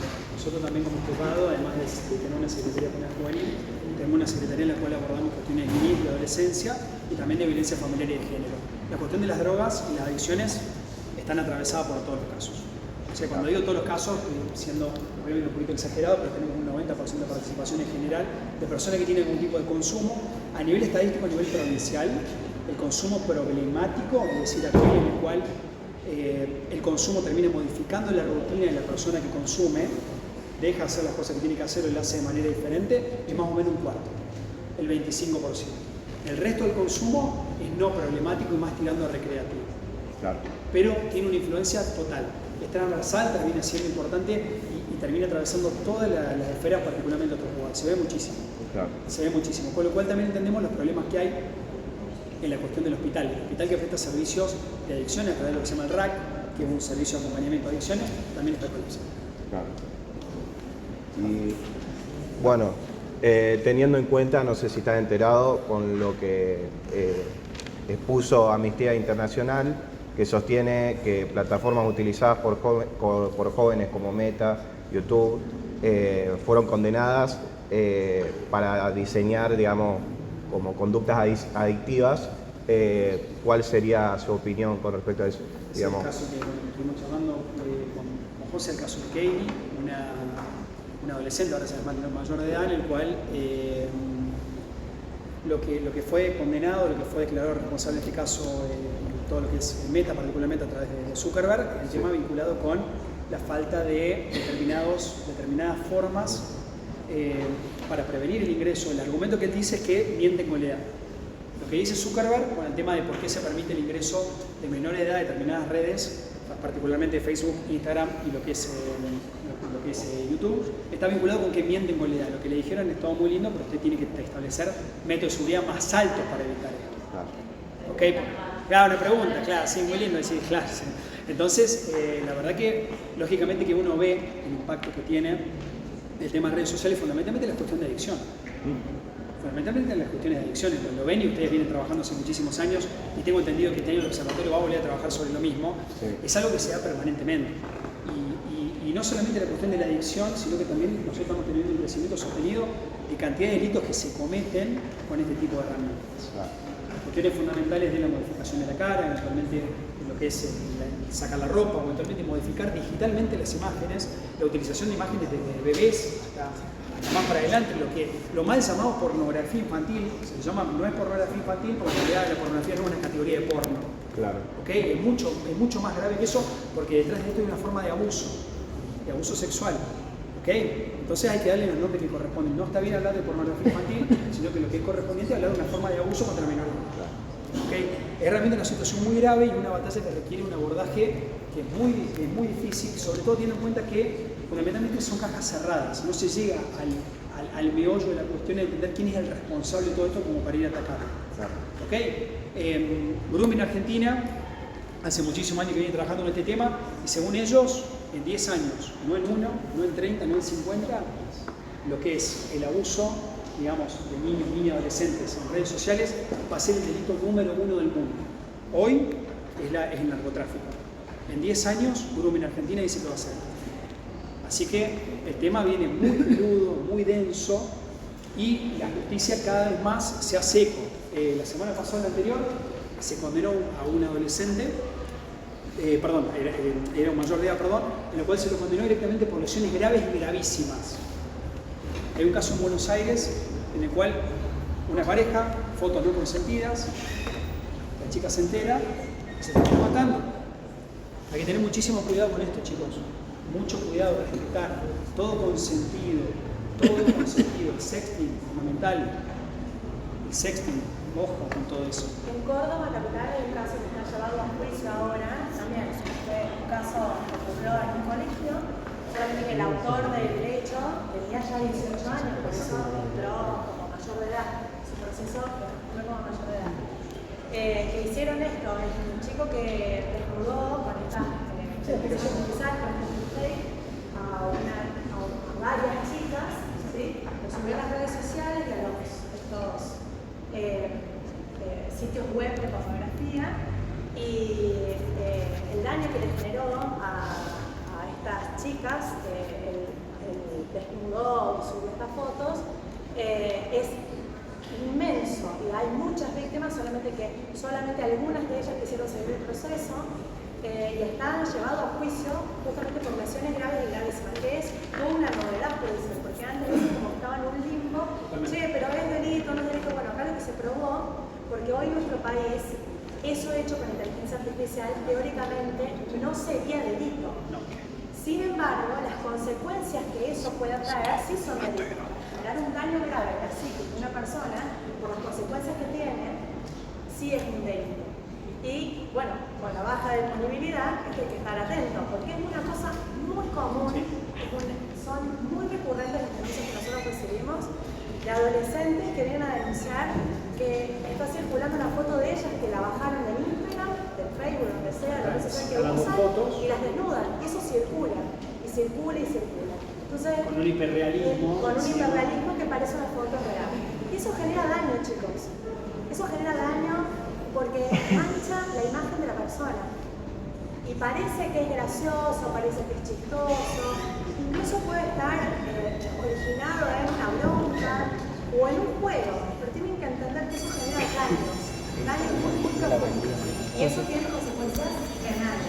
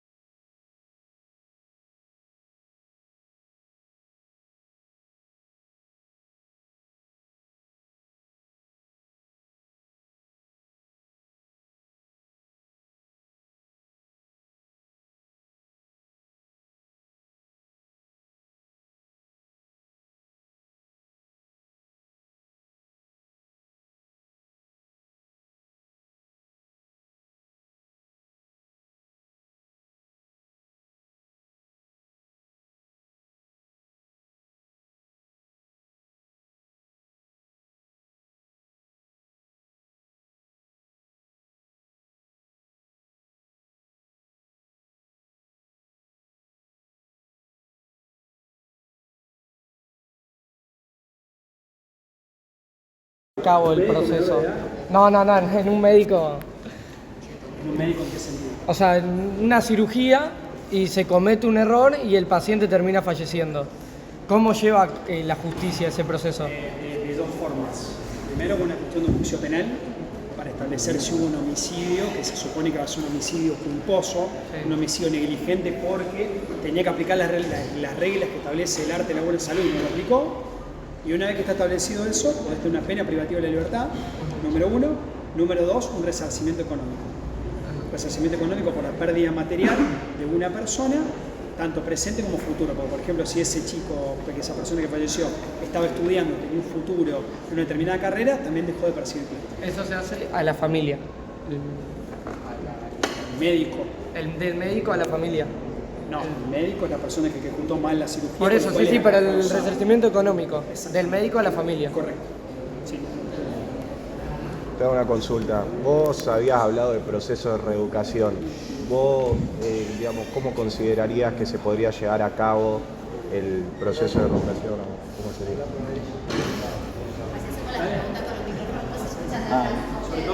Listo. No, te preguntaba que principalmente cuáles serían las medidas para llevar a cabo Ahora sí, este tendría. proceso de educación que vos mencionaste. ¿Cuáles serían principalmente las medidas? Bien, eso está muy bueno para un disparador de un tema que todavía no dijimos, que es muy importante. Tanto José como yo y toda la gente que trabajamos en el juzgado somos abogados y abogadas. Nosotros tenemos la cabeza cuadrada. O sea, nosotros entendemos que en un cierto punto determinadas cosas, y para todo esto que estamos hablando aquí, es muy importante entender lo que se llama interdisciplina. Nosotros para el abordaje de todo esto no trabajamos solamente abogados y abogadas. Nosotros tenemos una visión que está hecha de una determinada manera. Entonces pensar en que nosotros vamos a poder reeducar a alguien, no. Nosotros para la reeducación o los objetivos propios de la reeducación trabajamos con docentes, con psicólogos, con trabajadores sociales. Son ellos los que llevan adelante un plan de trabajo. Y después nosotros nos dicen, no, mira, este chico está adaptado, este chico tiene buen rendimiento en el colegio, no lo tiene, practica deporte, no lo practica, pero nosotros no trabajamos en la reeducación. Nosotros le decimos, che, vos tenés que ir al colegio y tenemos certificado. ¿Cómo se ejecuta ese procedimiento? Pues trasciende completamente. Y además se buscan distintas cuestiones para ir generando la responsabilización. Una es la educativa, otra es el acompañamiento psicológico, el sano psicológico, porque a lo mejor la persona, el psicólogo no es para el loco, no hay que aclararlo. El acompañamiento psicológico es para buscar herramientas para decir, che, ¿qué es lo que hice? ¿Por qué lo hice? ¿Qué me llevó a hacer esto? ¿Cómo voy a evitar que esto me vuelva a pasar? ¿Cómo reparo? ¿Cómo hago para ponerme en el lugar de la víctima y repararlo? El acompañamiento psicológico orientado a la construcción de valores, orientado al control de los impulsos, la empatía, todo eso es una de las herramientas fundamentales que tenemos. La educación, el trabajo comunitario, che, hay otra realidad aparte de la mía, ¿no? Todas esas cuestiones son las que en distintas aristas de la interdisciplina permiten que una persona genere su reeducación orientada al fomento de la responsabilidad para evitar justamente que vuelva a incurrir en las mismas conductas.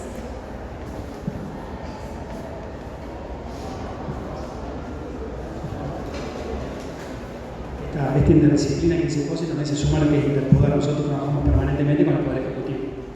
Okay. El Poder Ejecutivo en el sentido de que la CENAF pertenece al Poder Ejecutivo Provincial, a la gobernación de la provincia.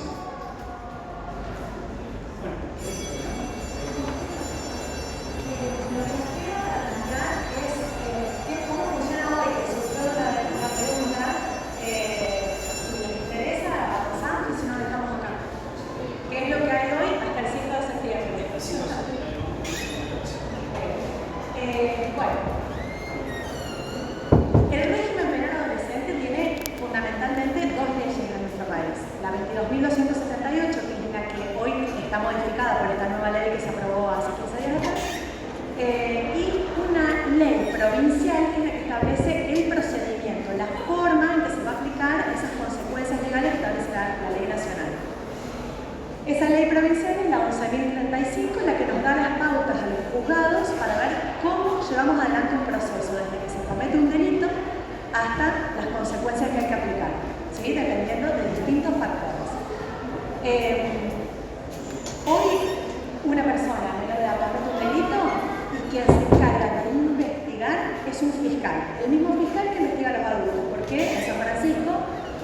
fiscales múltiples.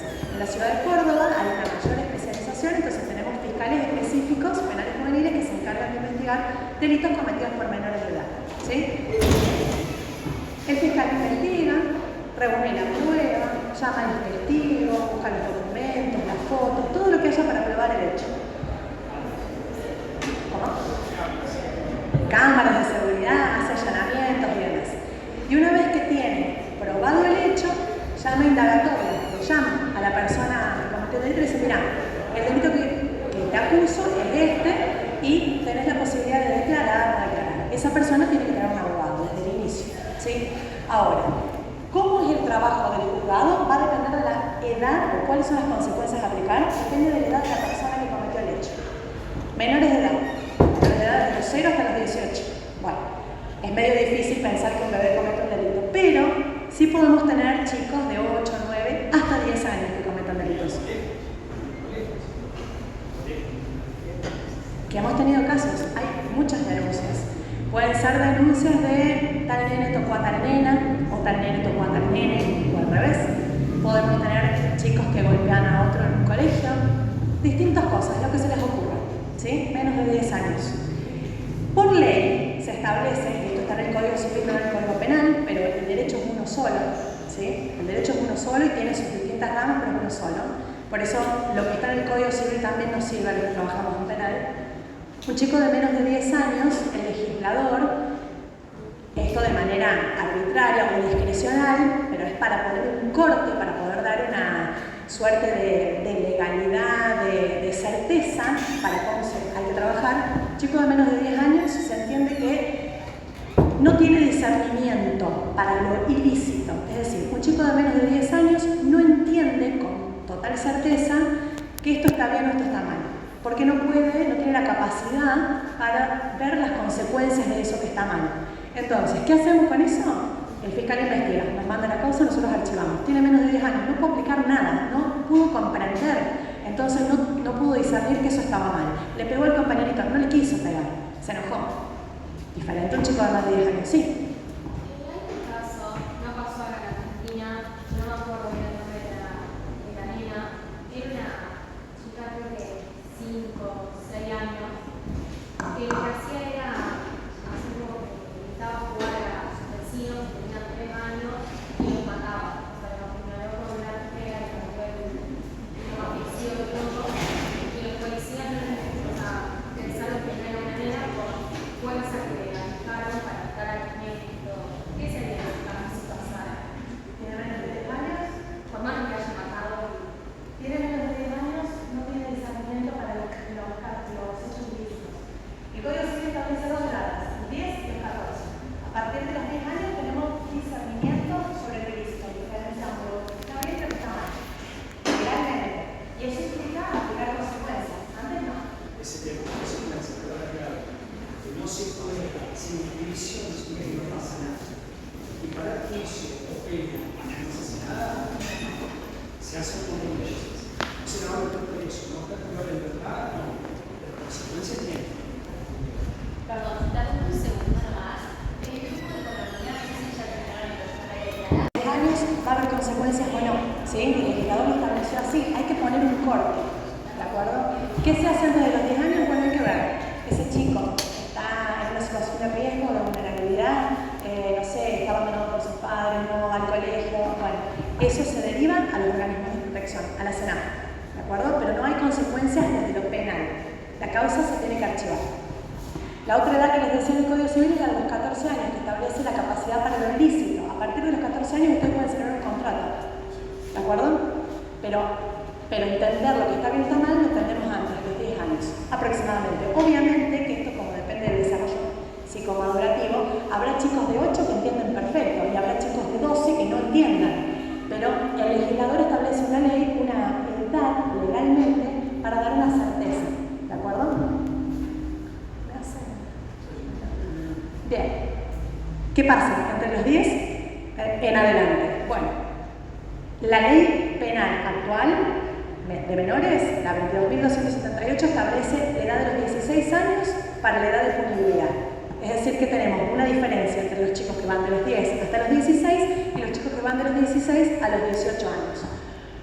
Los menores de 16 años son no punibles, es decir, que no se les va a aplicar una pena por los delitos que cometan. Eso no significa que no haya una investigación. Hoy sí tenemos, clarito en la ley, una forma de responderle a la víctima del delito, porque le decimos esto ocurrió de tal manera y lo cometió tal persona, y también una respuesta para quien comete el delito, porque decimos, mirá, sabemos que vos hiciste esto y va a haber consecuencias, que no es la pena, porque es no punible, pero sí hay consecuencias, se trabaja. Entonces, ¿qué hace el fiscal? Reunió la prueba, lo indagó, mandó al juzgado. Nosotros tenemos una norma que establece que, determinada la existencia del hecho y la responsabilidad, se abre un abanico de posibilidades. Si el hecho es una cosa de mínima, digamos, entidad, porque, no sé, se llevó este sello y después se arrepintió y lo devolvió, o la policía fue, allanó la casa y le encontró el celular y se lo devolvió. No, eso sería un hurto. No hubo violencia contra persona alguna, no rompió nada, no hubo fuerza, la cosa se recuperó, ¿sí? Pidió perdón, ¿no? Entonces, el hecho no pasó a mayores, podemos decir. Bien, archivo la causa. Archivo la causa. ¿Qué pasa si ese chico ocurrió eso, pero, no sé, un chico no está escolarizado, tiene un problema de adicciones, tiene una familia complicada, donde está todo el día solo, por el motivo que sea, por padres que a lo mejor salen a trabajar y no lo pueden cuidar, no lo pueden controlar, o padres que verdaderamente están ausentes porque tienen sus propias problemáticas muy común de adicciones ellos también, ¿no? Entonces, en ese caso, decimos, bueno, archivamos la causa porque no pasó a mayores, pero por todas estas situaciones de vulnerabilidad que tiene este chico, que atraviesa este proceso, y que seguramente es lo que llevó a que se lleve el celular, ¿no? Porque ustedes saben que la situación de vulnerabilidad es lo que lleva muchas veces a cometer delitos. Además de archivar la causa, le remitimos a la escena para que trabaje con el grupo familiar, aplique todas las políticas públicas para intentar que este chico no vuelva a caer en el delito, para que vaya al colegio, para que haga su tratamiento de adicciones y todo esto con el fin de, bueno, que esté bien y que no cometa nuevos delitos. Otra alternativa es que estemos hablando de un delito grave. Y vamos a hablar del caso que veníamos hablando, este homicidio que ocurrió en el pasado de un chico de 15 años. Es un delito sumamente grave, ¿no? Bueno. Sí, un abuso sexual también. Un abuso sexual, un robo con armas. No, son delitos graves, no podemos archivar, no fue una cosa así nomás. Un delito tiene una entidad. Acá hay que ver si estuvo detenido o no estuvo detenido, ¿no? En el caso de este chico de homicidio, como fue un delito extremadamente grave y había que reunir pruebas muy fundamentales para la causa, se lo detuvo, ¿sí? Aparte había que conocer, ¿qué lleva un chico a cometer un delito de esta gravedad? A matar a otro. Bueno, vamos a analizar su situación personal, su psiquis con experiencias psicológicas, su entorno familiar, vamos a determinar porque no es normal que un chico asesine a otro.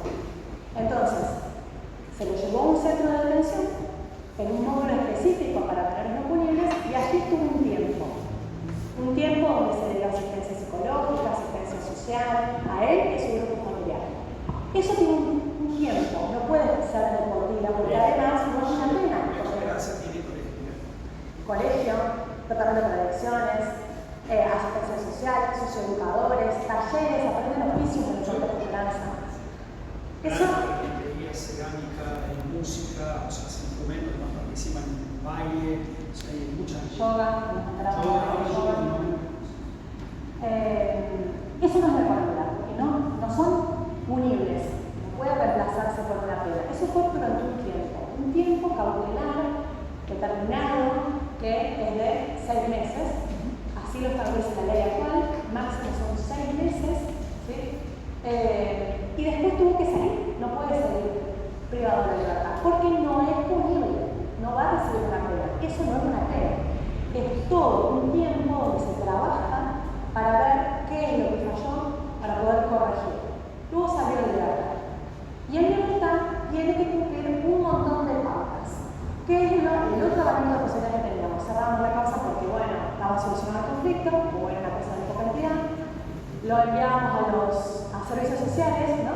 Si tenía algún problema, o le aplicábamos las consecuencias como el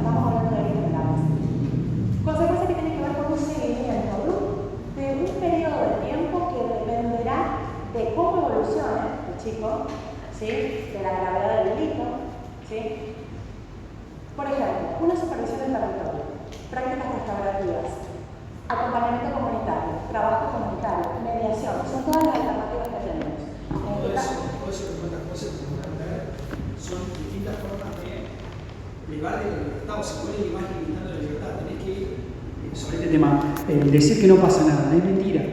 Él tiene que hacer trabajo comunitario 200 horas, 200 horas de trabajo comunitario. Después del tema de eventualmente, digamos, ir al psicólogo, ir al colegio, o sea, un montón de cosas que han no sido y tienen que hacer como consecuencia de haber cometido un delito de esa gravedad.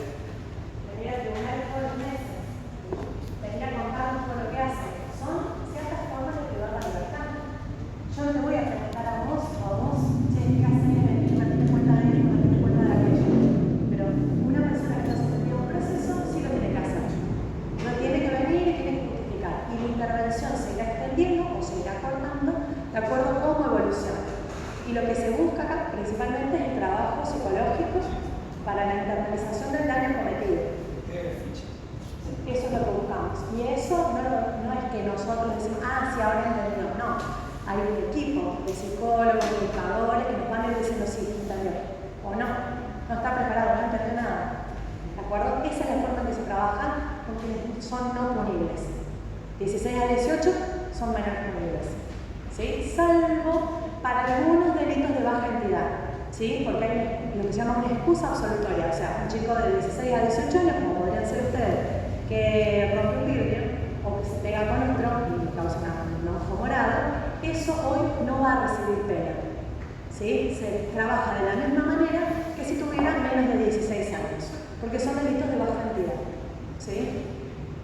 ¿Qué pasa con los de 16 a 18 años? Bien, el fiscal investiga, lo indaga, los manda a la causa a juicio. Ahí sí, como lo de los adultos. ¿Vieron los juicios que se hacen a los adultos? Elevó la causa, el fiscal elevó la causa a juicio, hicieron el debate. Bien. Es lo mismo en ese aspecto, es igual que la de un adulto. ¿Cuáles son las diferencias entre el juicio del adulto y el juicio del menor de edad? El juicio del menor de edad es a puertas cerradas. No son debates orales y públicos como esos que se filman en la televisión, estos casos tan resonantes, que ustedes ven que están un montón de cámaras de televisión y viene cualquier persona, porque eso es un derecho que tenemos los ciudadanos de conocer los debates. Los debates son orales y públicos.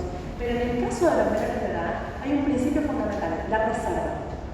La identidad de la persona menor de edad, ya sea que venga como imputado o que venga como víctima, es fundamental, porque se busca evitar daños, se busca evitar que el nombre le quede manchado, ¿sí? Que la víctima vaya por la calle y diga, vos sos la víctima, porque muchas veces las víctimas también son menores de edad, ¿sí? Este mote de víctima que no está bueno porque genera estigma, genera revictimización, ¿no? Volver siempre sobre lo mismo. Y también el menor de edad, porque ¿cuál era el objetivo? ¿Cuál era el objetivo, chicos, del proceso penal juvenil? ¿Se acuerdan? Lo dijimos al principio, lo dijo el doctor. La reinserción. Si yo te estoy señalando con el dedo y te hago público en todos los medios de comunicación que fulanito, vos hiciste tal cosa, ¿cómo te vas a reinsertar? ¿Cómo vas a hacer? Te matan, te fusilan de por vida. Entonces, si la idea es esa, vos tenés que guardar tu reserva. ¿Cómo resguardo tu identidad? Bueno, una de las maneras es, por ejemplo, las resoluciones, que esas son siempre públicas, pero yo inicializo tu nombre. U otra forma, no puede venir cualquiera. Al juicio va a venir el fiscal, que es el que te acusa. Vos y tu defensa. Y va a venir tu mamá, tu papá y la víctima. Fin, no puede entrar más nadie. No, pero yo a mí me interesa. No puedes entrar. No puedes entrar porque se me entiende algo muy sensible que es mi menor de edad. ¿Estamos? Entonces, esa es la particularidad que tiene. Se hace el debate, vienen los testigos, declaran ante el juez, ¿no? Se determina efectivamente Juan cometió un delito.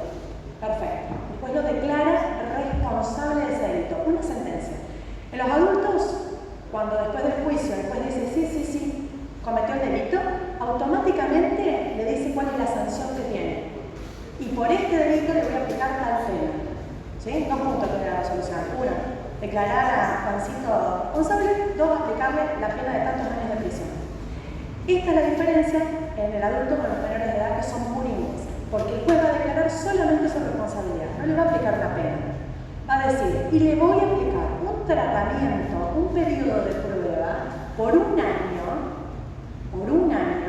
en el que Juancito va a tener que ir al colegio, ir a tratamiento psicológico, no acercarse a la víctima, hacer trabajo comunitario, un tratamiento por adicciones, no tener armas en el delito cometido con armas, comparecer todos los lunes en el juzgado o en la comisaría de su domicilio, una serie de pautas, un montón de pautas que van a ser controladas de forma mensual, ¿sí? Y se tiene que someter al acompañamiento de un operador territorial que es la SENAF haciendo políticas públicas, acompañando este proceso. Durante todo ese año, este menor de edad va a tener que ir rindiendo cuenta de lo que hace. Final, a lo mejor ya cumplió la mayoría de edad en medio, ¿no? Si no sometido al proceso penal por él. Por supuesto, no cometer delitos. Fundamental, ¿no? Mantener el domicilio. Dentro de un año, volvemos a hacer una segunda parte del juicio. La segunda parte que nos quedó pendiente. Bien, a ver, Juancito, ¿qué hiciste? ¿Qué no hiciste? Todas las cosas. Habla la víctima, a mí me parece, lo perdono. No, me estuvo molestando todo este tiempo, no puedo vivir. ¿Fuiste al colegio? Sí, fui al colegio. No fui al colegio. ¿Hiciste tus tratamientos para adicciones? No, sí. Bien, todo eso se valora. Cometió otro delito. Todo eso se valora. Si la persona ya cumplió los 18 años y no cumplió el tratamiento al que se le puso durante ese año, se le aplica la pena. Se le aplica la pena y se va directo a la cárcel. No al complejo penal, a la cárcel, porque es adulto. Si durante todo ese tiempo hizo todo lo que tenía que hacer, lo hizo bien, como pudo. Ustedes saben, por ejemplo, el tema de las adicciones. Es un camino que va, viene, nunca es derecho. Porque es un problema de salud mental y requiere muchos factores. Entonces, bueno, no hizo el tratamiento, o lo hizo como pudo, o lo inició, lo dejó y lo inició un montón de veces, pero además hizo todo lo otro. Bueno, no lo cumplió perfecto, pero cumplió satisfactorio, que quiere decir verdad. Cumplió satisfactorio, no cometió delito, se arrepintió, se mostró un arrepentimiento. Hay un profesional de la psicología que nos certifica. Estuvimos trabajando en toda esta temática, él entiende, no quiere volver a incurrir de nuevo en las cosas que hizo. Bien, en ese caso no es necesario aplicar la pena. Se lo absuelve o se lo exime de pena. Esa es la diferencia con una norma impunible que puede recibir una pena, pero que puede recibir una pena, no que va a recibir una pena, como si fuera una adulto, ¿de acuerdo? Y en el caso de imponer una pena, ya le dijo el doctor que es una pena diferente a la de los adultos, porque es una pena que tiene una pena disminuida a lo que se llama la escala de la tentativa. Es decir, ¿se acuerdan que les dijimos que tienen todas las penas de los delitos, tienen un mínimo y un máximo? Ese, para determinar cuál es la pena a aplicar, cuál es el rango que tenemos para determinar la pena, al mínimo lo vamos a reducir a un tercio, y al máximo lo vamos a reducir a la mitad. Por ejemplo, de 8 a 25 sacamos un tercio, 6, y a 25 le sacamos la mitad, 2 y medio.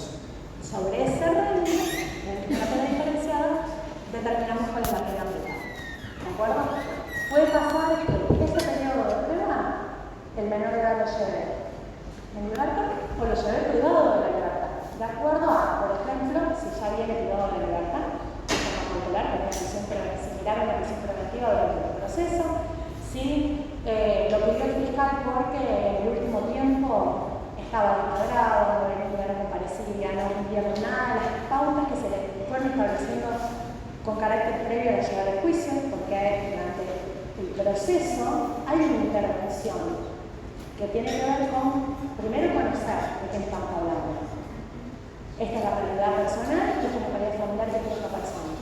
Y se le aplican pautas para, uno, cuidar el proceso, cuidar los testigos, cuidar las pruebas de la causa, ¿no? Y otro, ir generando un sentido de la responsabilización previo al llegar al proceso. De ahí nos acusan, cuando viene la primera vez juzgada, siempre les decimos, nosotros no te estamos acusando de nada, porque lo hace el fiscal. De acá no vamos a hablar de derecho, pero necesitamos conocerte, necesitamos que vos vayas, y es por vos, o sea, que si vos no vas al colegio, que vayas al colegio, es por vos. En definitiva, te va a redundar un beneficio para vos. Esa es la manera en que se trabaja hoy, de lo cual hoy mucho va a cambiar, porque no vamos a tener esta diferencia entre el 16 a vamos a tener 14 y no sabemos exactamente qué va a pasar con los menores de 14, que serían hoy los menores de 16, que trabajamos todas estas alternativas. Iremos viendo. Se elimina, entonces, que quede bien claro estas dos cuestiones. Primero, ya no tenemos más diferenciación de etapas, pasa con los adultos declarar responsable, cae la pena. Y en segundo lugar, esa pena va a ser la que corresponda con un máximo de 15 años. No tenemos más reducción a la pena. ¿Ok? Eso lo tengo. Puede aplicar penas de los 18 años. Ah, sí. Que ahora, en el régimen actual, no. La persona que cumple 18 años no se le puede aplicar la pena. Se extiende el periodo de prueba hasta que cumpla los 18 años. Bueno, vamos a cerrar pues, un poquito más de... ¿Qué pasó? Te apunto con el láser. ¿Qué pasó? No se puede. ¿Pasaron?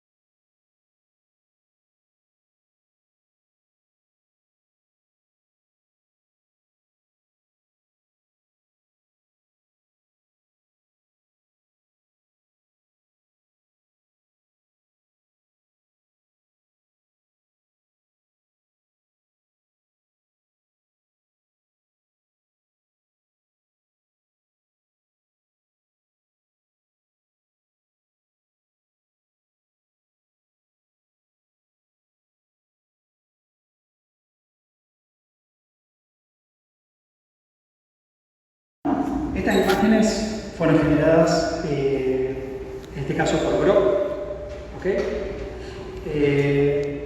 Y bueno, el programa fue exactamente lo mismo. Juzgado de niñas, juzgado penal juvenil. Ustedes saben que todo lo que es la IA y el trabajo que hay actualmente viene fundamentalmente, más allá que existe la autogeneración, está armado a partir de datos, o de información o de percepciones, así como también de estereotipos, que va cargando a las personas. Es un sistema que tiene información que va nutriéndose. Bueno, así es como América. Es importante en nuestro trabajo. Primero, fíjense el nivel de americanización que tiene el sistema. Nuestros juzgados no son así. Nuestras oficinas no son todas de madera, ni tienen banderas, obviamente, estadounidenses. Tampoco tenemos esta figura del juez con una toga, la toga que se pone arriba, sea hombre o mujer. Fíjense además el nivel de cuestión infantil que existe. Un niño pidiéndole por favor al juez algo, por favor pidiéndole. Acá abajo uno más chiquitito todavía, no sé, 3 años, 2 años. Fíjense lo que es juvenil, el chico vestido de naranja, completamente estigmatizado, en un juicio frente a todo el mundo que lo está mirando de esa manera, y él de pie. Uno dice, bueno, va pasando el tiempo, esto fue 2024, va a mejorar. No nos vamos a meter ahora en la cuestión de etnia. ¿Ok?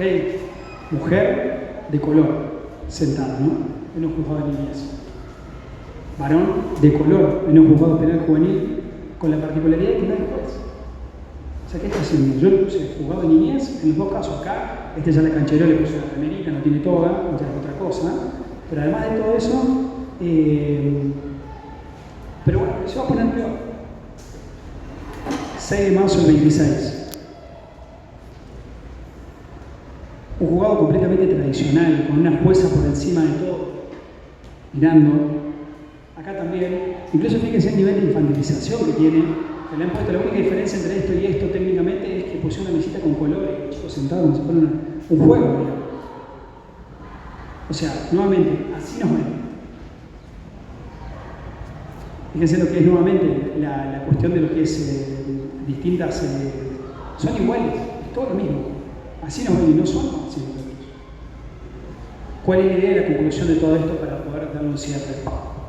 Este tipo de leyes, como la que estuvimos analizando hoy, que va a entrar en vigencia el 5 de septiembre, es una ley que va en contra del principio de especialidad. Algo que durante muchísimo tiempo nos caracterizó. nos da diferencia. La diferencia, somos conscientes, y creo que todo el mundo es consciente, de que cuando comete el delito o cuando está siendo investigado una persona menor de edad, el proceso tiene que ser diferente. No tenemos que ir y tratar de entender de que es lo mismo adultos que no adultos. ¿Ok? Entonces, es importante saber que esta idea que existe, que la está recogiendo, por supuesto, las distintas inteligencias artificiales al momento de generar imágenes, están acordes a eso. Sin más lejos hablamos del tema de lo que fue la condena que tuvo Meta y Mark Zuckerberg y demás. Y el día siguiente que salió la condena, Mark Zuckerberg forma parte del Consejo de Asesores de Trump. La relación entre Zuckerberg y Trump fue siempre tensa, horrible.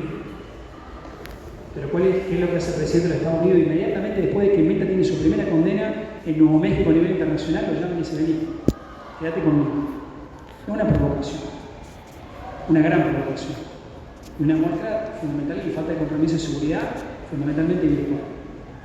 Entonces, para dar un cierre, por lo menos a mi lado, es justamente eso. Este tipo de leyes nos aleja de la especialidad y van acercándonos mayormente a la cuestión de lo que es la justicia de adultos. Que la justicia de adultos, como vimos en las primeras feminas, tiene un resultado de reinserción muy bajo. Un resultado que generalmente termina con una reincidencia altísima en cantidad de delitos. Con lo cual tenemos que empezar en alternativas completamente diferentes. Por mi parte, muchísimas gracias.